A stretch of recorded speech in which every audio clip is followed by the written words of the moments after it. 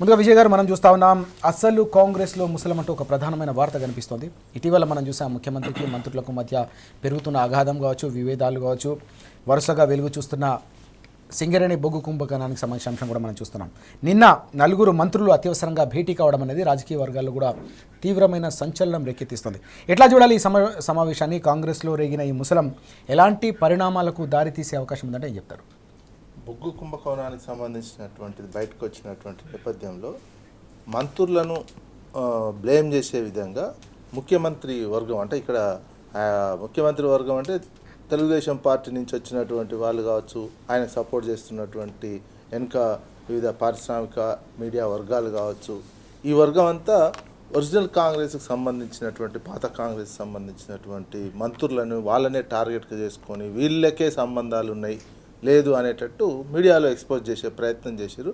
ఇదంతా ఏంటంటే చంద్రబాబు స్కూలు, చంద్రబాబు కాలేజీలో ఉండేటువంటి వ్యూహం, రాజకీయ వ్యూహం ఉంటుంది.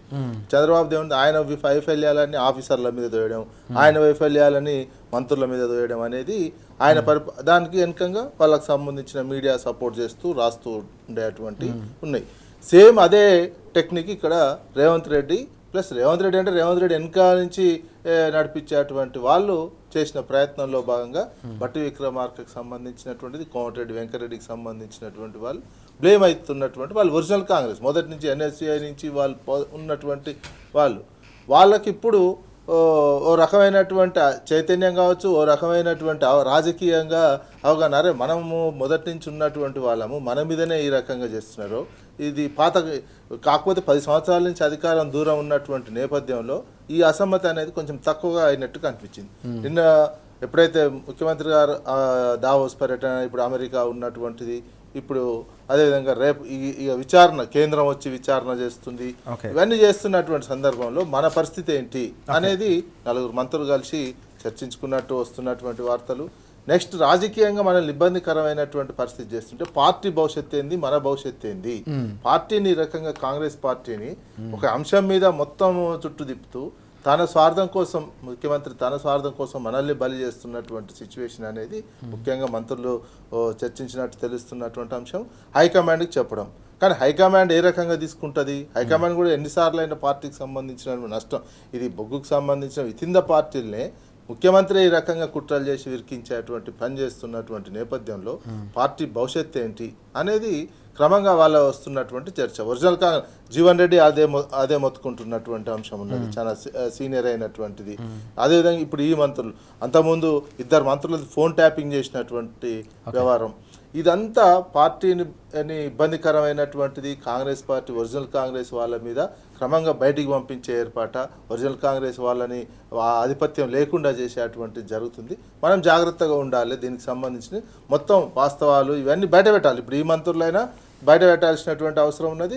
రేవంత్ రెడ్డి చేస్తున్నటువంటి ఇట్లాంటి రాజకీయాలు పార్టీకి తీవ్రమైనటువంటి నష్టం, తెలంగాణకు కూడా నష్టం అనే అంశాన్ని వీళ్ళు పార్టీ హైకమాండ్కి చెప్పాల్సినటువంటి బాధ్యత ఉంటుంది. ఆ రకమైనటువంటి రాజకీయ వ్యూహము, ఆ రకమైనటువంటి రాజకీయ పావులే కదిపిరు అనేది మాత్రం మనం అనుకోవచ్చు. కాంగ్రెస్ పార్టీ అసమ్మతి క్రమంగా పెరిగే అవకాశాలు ఎక్కువగా ఉంటాయి.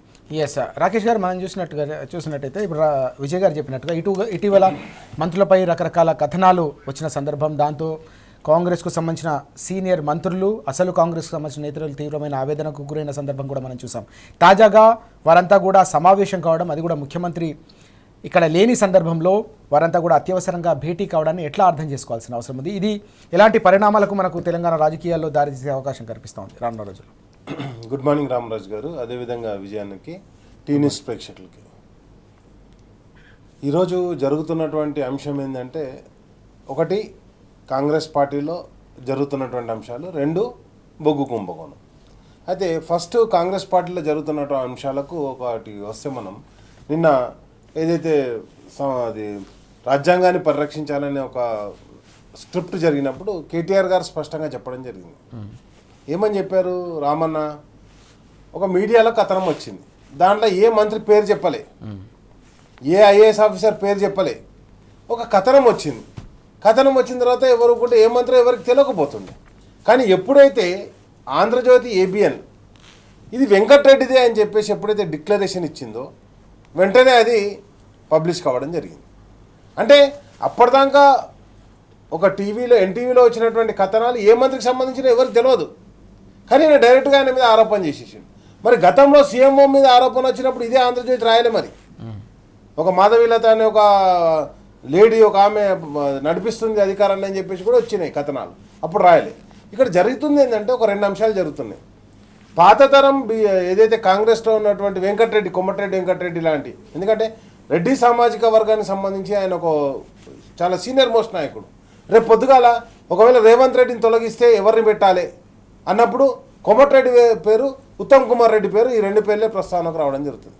కాబట్టి కొమ్మటిరెడ్డిని, ఉత్తమ్ కుమార్ రెడ్డిని ఎలిమినేట్ చేయడానికి ఏం చేయాలి, ఆ విధంగా ఒక రకమైనటువంటి ఒక వ్యూహాన్ని రచిస్తుండ్రు రేవంత్ రెడ్డి. అంతే తప్పితే దానికి తనకు మద్దతుగా ఉన్నటువంటి టీడీపీ మీడియాని అంతటి కూడా వాడుకోవడం జరుగుతుంది.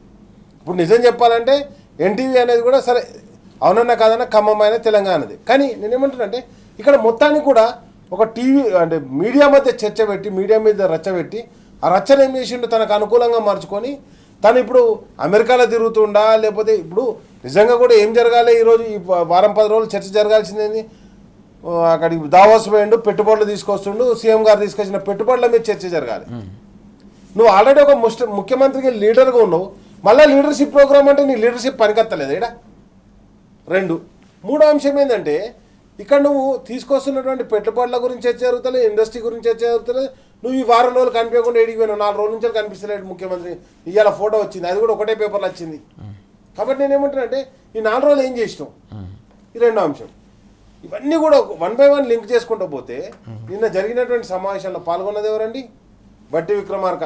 బట్టి విక్రమార్క అంటే సీనియర్ మోస్ట్, ఎందుకంటే వాళ్ళ అన్న అంటే పిసిసి ప్రెసిడెంట్గా చేసిండు, ఇంకో అన్న ఇప్పుడు ఎంపీగా ఉన్నాడు, మల్లు రవి గారు ఎంపీగా ఉన్నారు.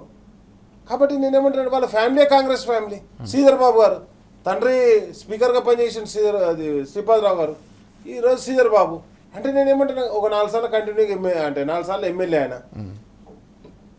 అండ్ నెక్స్ట్ వచ్చేసి లక్ష్మణ్ కుమార్ ఎన్ఎస్యూఐ నుంచి పనిచేస్తుండు. కాబట్టి నేను ఉత్తమ్ కుమార్ రెడ్డి ఆయన పిసిసి ప్రెసిడెంట్గా పనిచేసి, కాబట్టి అన్నీ కూడా కలిసి పనిచేస్తున్నారు. అంటే ఎందుకు పనిచేస్తున్నారు అంటే వీళ్ళు ఎందుకు చర్చ పెట్టుకున్నారు అంటే ఒకటి అసలు అంటే ప్రతి ఒక్క దాంట్లో స్కామ్ జరిగి ఇప్పుడు ఉత్తమ్ కుమార్ రెడ్డి ఫెయిల్ అయ్యిండు, అసలు ఫెయిల్ అయింది ముఖ్యమంత్రి. అక్కడ ఏదైతే ఆంధ్రలో కడుతున్నటువంటి నల్లమల్ల ప్రాజెక్టు కావచ్చు, లేకపోతే మిగతా ప్రాజెక్టులకు అన్నిటికి కూడా నువ్వు పర్మిషన్ ఇస్తున్నది కొట్లాడాల్సింది ముఖ్యమంత్రి. కొట్లాడకుండా వాడిని ఉత్తమ్ కుమార్ రెడ్డి మీద ఎడుతుండని చెప్పేసి ఉత్తమ్ కుమార్ రెడ్డి ఫీల్ అవుతుండు. అండ్ నెక్స్ట్ వచ్చేసి శ్రీధర్ బాబు వచ్చేసి ఇప్పుడు హిల్ట్ పాలసీ తీసుకున్నావు, సిటీలో ఉన్న ఇండస్ట్రీ భూములన్నా ఇండస్ట్రీ మినిస్టర్ శ్రీధర్ బాబుకు తెలియదు. నువ్వు తీసుకున్న ఏ పాలసీ, ఐటీ పాలసీ శ్రీధర్ బాబుకు తెలియదు, ఇండస్ట్రీ పాలసీ శ్రీధర్ బాబుకు తెలియదు. టీ హబ్ మూసేస్తా, ఆ టీ హబ్ అంటే ఆఫీసర్లకు ఇస్తారు. టీ హబ్ అనేది ఇన్నోవేషన్ సెంటర్ మన ముంబైలో జరిగినటువంటి ఒక ప్రోగ్రాంలో కేటీఆర్ గారు గర్వంగా చెప్పిండు, ఈ దేశం మొత్తంలో ఒక ఇన్నోవేషన్ సెంటర్ ఎక్కడన్నా ఉందంటే, దేశం కాదు ప్రపంచం మొత్తంలో ఒక ఇన్నోవేషన్ అతిపెద్ద ఇన్నోవేషన్ సెంటర్ ఎక్కడ ఉందంటే టీ హబ్ అని చెప్పినాం. దాన్ని తీసుకుపోయి నేను ఎవరికి ఆఫీసర్లకు ఇస్తాను, ఆయనకు సంబంధం లేదు. అడ్లూరు లక్ష్మణ్ కుమార్ ఏమడుగుతుండ ఆయన, మాకు నేను ఎస్సీ శాఖ మంత్రిని, మా గురుకులాలకు పైసలు ఇవ్వరు, వాళ్ళకు బిల్లులు కడతలేరు, వాళ్ళకి సరైన తిండి పెడతలేరు అని ఆయన తిరుగుతుండు. అంటే నేనేమంటానంటే బట్టి ఏమో మొత్తం కమిషన్ల మంత్రి అని చెప్పేసి బట్టిని ప్రచారం చేసి ఒక్క మంత్రి కూడా నడుస్తలేదు. మొత్తం కూడా ఏం చేసిండంటే సీఎం చుట్టూ తన తాబేదారులను పెట్టుకున్నాడు, తన కుటుంబ సభ్యులను పెట్టుకున్నాడు. ఇప్పుడు ఎప్పుడు కానీ గుర్తుపెట్టుకోండి, సీఎం ఎక్కడ విఫలం చెందిందంటే తన సీఎంఓను మొత్తం ట్రాన్స్ఫర్ చేసినప్పుడే. తన సీఎంఓలో అధికారులను పెట్టుకుని వాళ్ళందరినీ తీసేసిండు. రేపు పొద్దుగాల ఈరోజు ఉన్నోళ్ళు కూడా ఉంటారని నమ్మకం లేదు. కాబట్టి ఏమంటున్నంటే ఆయన ఆడుతున్నటువంటి సింగిల్ గేమ్ తోటి రేపు పొద్దుగాల కాంగ్రెస్ పార్టీకి వచ్చే లాభం లేదు. అసలు కాంగ్రెస్ పార్టీ ఇచ్చినటువంటి మేనిఫెస్టోలో ఒక్క హామీని కూడా అమలు చేయలేనటువంటి దుస్థితిలో ఉంది అని చెప్పి స్పష్టంగా తెలుస్తుంది. నిన్న చూసినాం ఎంత భయంకరమైన విషయం అంటే అండి, గతంలో హెలికాప్టర్ రైడ్ అనేది సమ్మక్క సారక్క దగ్గర ఉంది.